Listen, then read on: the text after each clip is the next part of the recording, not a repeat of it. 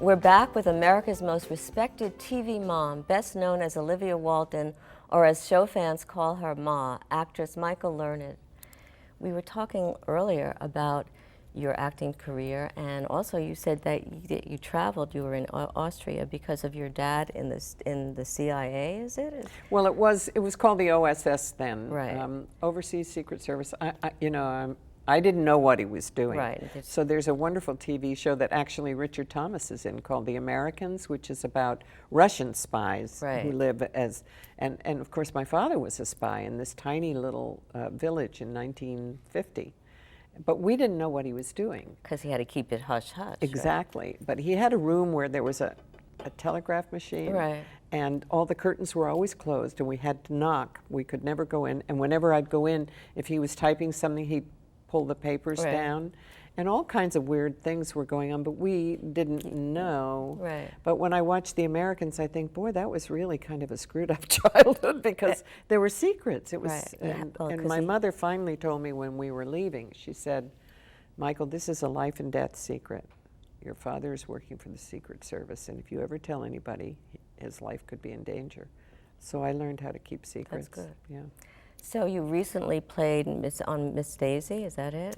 Oh, I've done Driving Miss Daisy. Driving Miss Daisy. In fact, we wanted to do that here, but right. Bud couldn't get the rights. I think they're tied up for some kind of tour that's going to happen. And so I suggested Love Letters, and luckily he moved on it right away because now they're doing Love Letters in New York on Broadway. Right. And they haven't asked me, but I'm not bitter.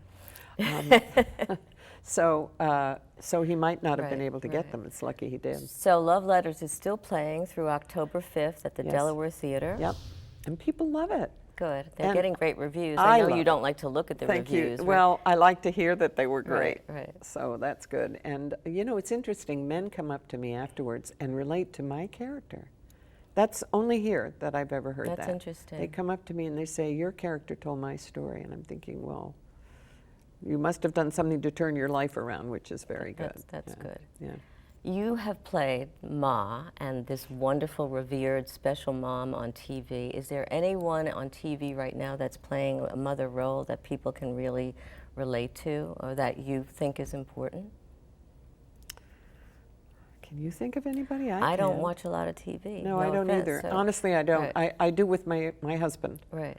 And you know, I usually watch what he wants to watch. Okay, Not because I'm passive, but because you're far from passive. Because you know, I don't really care that much. I haven't watched anything. I've been reading, which I love. Right. That's my first love. Yeah. There's so much involved with social media, and people are actors are putting so much out there. Do you think that it's taking away some of the mystique that's involved in acting and in their lives? I guess. I just, I've tried to be a regular person all my life.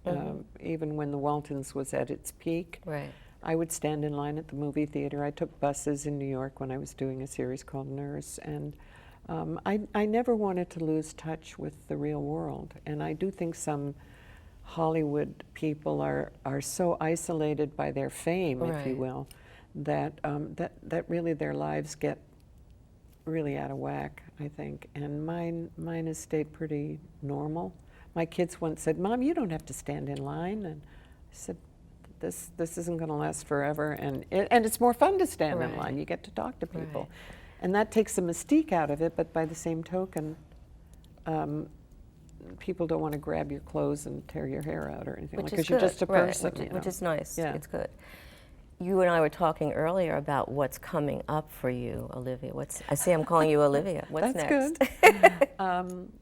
Well, I'm supposed to do an independent film called Poor Paul. That's the working title. I don't know if it'll stay that way. And I get to play a mafiosa grandmother who mumbles what the leads think is Italian, but it's really her own language.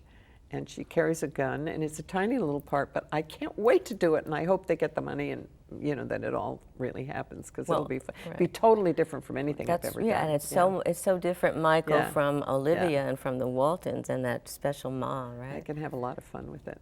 I'm looking forward to it. Well, I wish you lots of luck, and Thank I don't you. think you need luck. I think you're doing an incredible job, and you've had an incredible life in theater and in TV, and thank you for being here. Thank you for having me. My Thanks very pleasure. much. Still ahead, it's not a secret that society has given mental illness a bad name. Next, we'll hear from one man who's speaking about the terrible stigma attached to mental health issues and why he says depression and being bipolar are nothing to be ashamed of.